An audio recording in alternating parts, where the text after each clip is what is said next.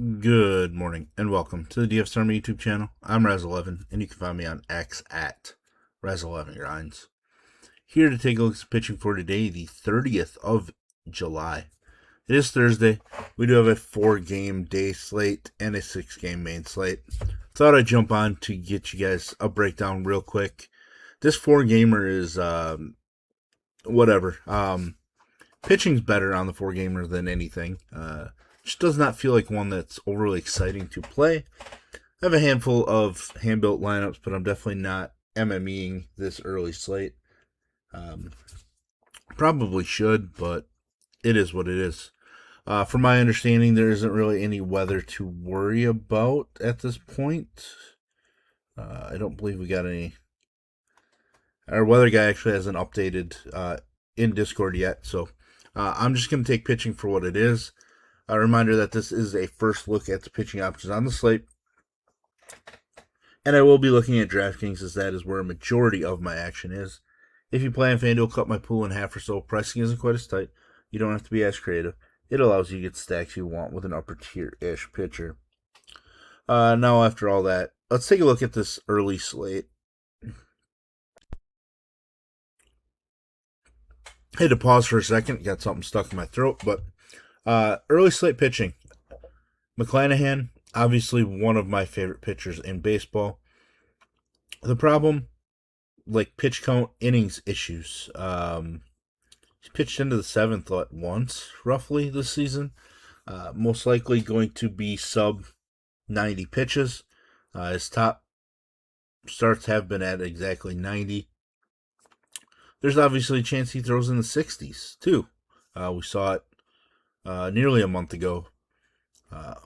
I like him. I think he does get back to being the guy that we thought he was going to be, pre-Tommy John and everything. His home numbers are absolutely phenomenal. Just elite numbers at home. So I am going to the McClanahan train. I think he's probably the safest option on the slate. But as I've mentioned to DFS Army members this morning, I think Sean Burke and Ryan Weathers probably offer more upside just based on they aren't limited. Burke has 9+ strikeouts in 3 out of his last 4 starts, throwing a bunch of pitches over the 100 pitch mark in his last start for just the 3rd time this season. Essentially 26+ DK points in 4 straight starts, 23+ in 6 of 7, 20+ in all 7 of those starts. 31 fantasy points against the New York Yankees the first time he faced them. A little weaker at home, but that's all right. This Yankees lineup obviously does look pretty weak overall without Bellinger, without Judge. A bunch of guys kind of struggling overall. I think Burke is, probably 1B for me on this slate. Weathers would become, number 3, I guess, behind the first 2. Weathers has a bit more volatility to him, more upside than McClanahan right now. Certainly going to be allowed to throw plenty of pitches. He does kind of throw a lot of pitches early and often. Going 4 strikeouts, getting, full counts, not necessarily walking guys. For the most part, it's pretty decent at that, but pitch count can be an issue. 26 DK points against the White Sox first time he faced them. He's pitching on the road where he's been better as well. I just think this game has a chance to be, a 1-0, 2-1 type game after going extra innings last night as well. So getting super heavy on these top 3 pitchers is basically the way I'm attacking this slate. I have zero interest in Assad. Just 58 pitches over his last 2 appearances. Just not sure how many he's going to throw. He was at 82 before that, so maybe he can just bounce right back to that, but they also might just slowly increase him again, so he could be limited to like 50 or 60. Payante coming off of his best start, what might be at the major league level in his career. I'm not sure. It's definitely the best start of the season. 2 starts against Cubs. One was 17.2 fantasy points. The other was -1 fantasy point. I have no interest in Payante. He's actually pitched much worse at home which we generally don't see out of St. Louis pitchers. St. Louis is generally a pretty solid pitcher's park. Bailey Ober and Noah Cameron. They're kind of the other two that I consider sprinkling in if I was MMEing on this slate. Ober's been dominant at home, which is weird because he just doesn't strike a ton of dudes out. Just some extreme home road splits. Coming off of an atrocious start, but there is upside, I guess. I mean, the Kansas City lineup does look weak overall, so there is some strong upside, I guess, for Ober. It doesn't feel great. On the other side, Noah Cameron coming off of a very strong start, 29 fantasy points, and that's without getting the W. So if he picks up a W in that one, approaching 33 DK points for Noah Cameron, it's pretty strong. 2 starts against Minnesota all this season, pretty dominant starts, it appears. 29.7 and 20.2. Those are pretty good. Pitching on the road where he has been better as well. K numbers are stronger on the road. Walk rate plummets, hits allowed plummet. Everything kind of plummets. So Noah Cameron might be the sneaky GPP guy on this slate. No interest in the Texas long reliever opener, whatever they're going to do, kind of speculation-wise. So just going to have to pass on that. Jumping over to tonight's main slate. We get some names, but we don't have expensive names, which is interesting. Problem is like you get Brian Wu as the most expensive guy who's been absolutely atrocious when pitching on the road. Some of his numbers are twice as bad, or in terms of ERA, like he's 3 times as worse on the road. He averages basically 3 times as many DK points at home as he does on the road as well. Just some extreme splits, and now he's on the road against the Dodgers. Would I be shocked if he went out there and was somewhat dominant? Maybe not, but given that his struggles have been so bad on the road, maybe I guess I would be. I just can't get there. Wu feels like a pretty good one to just fade tonight. Noah McLean has had some pretty strong starts recently. Was decent against the Dodgers last time out. Still allowed a few too many base runners. Some errors happen, but he's definitely somebody I am interested in against the Marlins. Struggled with walks the first time he faced them, but just didn't give up any hits. Strikeouts weren't really there either, but I think McLean is a much better play than Brian Wu. I also think Yuri Perez is probably a better play than even McLean on this slate. I've been higher on the Mets recently, which obviously burned me last night. They have some guys that have been swinging it well. The problem is a lot of that swinging it well has been against left-handed pitchers recently. Yuri Perez is not a left-handed pitcher. He has essentially 25 fantasy points in 5 of his last 8 starts, roughly. He's given up 1 run or fewer in 6 of his last 8, 2 runs or fewer in 7 of his last 8. Dominated the Mets first time he faced them. His road numbers are actually pretty strong in that he just doesn't allow many hits. His walk rate skyrockets, but his strikeout rate jumps as well. So averaging more fantasy points on the road. I think Yuri Perez is, I don't know, maybe my favorite GPP pitcher on this slate. Obviously, this is a true first look, so maybe that'll change. But I think right now I'm feeling pretty interested in Yuri Perez this evening.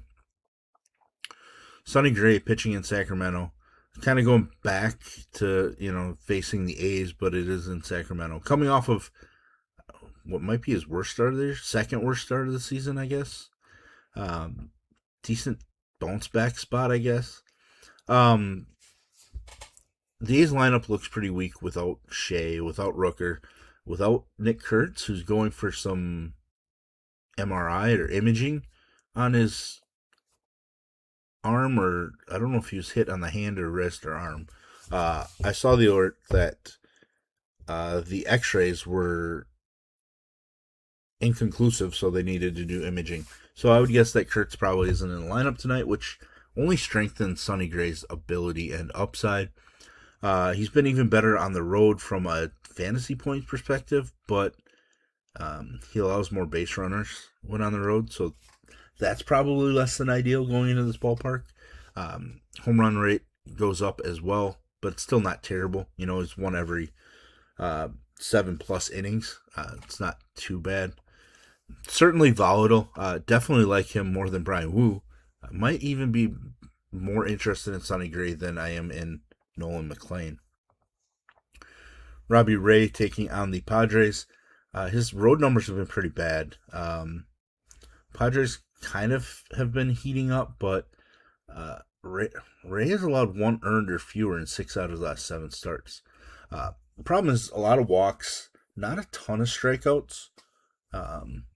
So he's somebody that I'm going to debate as the day goes on. I don't think I'm going to end up there, but given the options, I think I'd rather play him in San Diego than Wu in LA. Speaking of LA, you get Roki Sasaki coming off of a dominant type start. That's his third 30+ fantasy point start in the season, which is really weird considering when he's bad, he's really bad. But apparently when he's good, he's extremely good. K-rate is up at home, but he's given up 13 home runs in 45 home innings. That's like 1 every 3.5 innings. So what is that, like 2.6 per 9? That number's just through the roof. Seattle has plenty of power, but also there are strikeouts. So I think Sasaki's just one of those, we play him in GPPs and hope that we get the good version of him because it comes with a ton of upside. Grant Holmes, Jake Irvin matchup. I'm just not going to play Grant Holmes. He was decent against the Nets first time I faced him. 10 strikeouts is insane for Holmes, but there's strikeouts in that lineup, but there's a ton of power, and I just don't think Holmes is a guy that I want taking against them. Jake Irvin making a return from the 60-day IL. 3 rehab starts, 11 on the 3rd innings.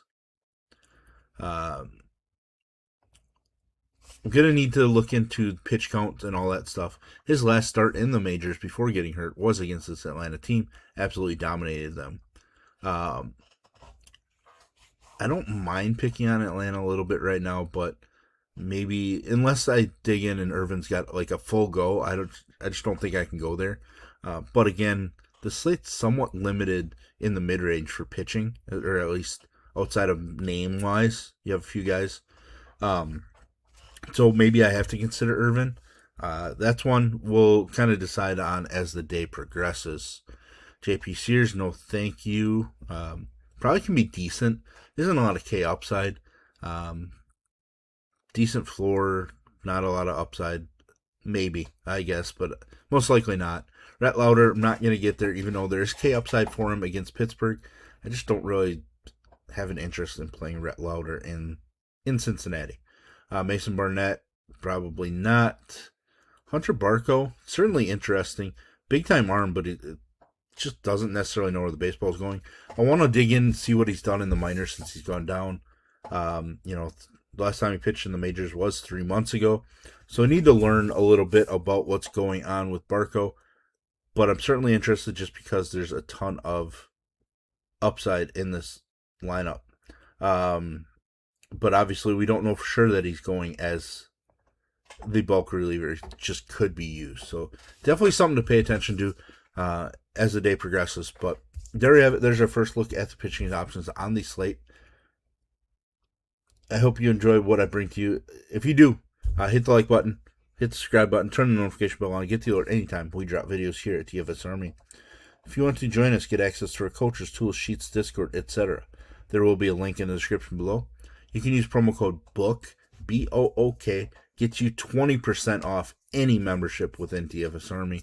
I'm not sure how long that one will last. We might have a new one coming up for NFL season, so be on the lookout for that. Hit the comments. Let me know. Who's your number one pitcher tonight? I'm planting my flag on Yuri Perez right now. Let me know what you're thinking, and best of luck, everybody.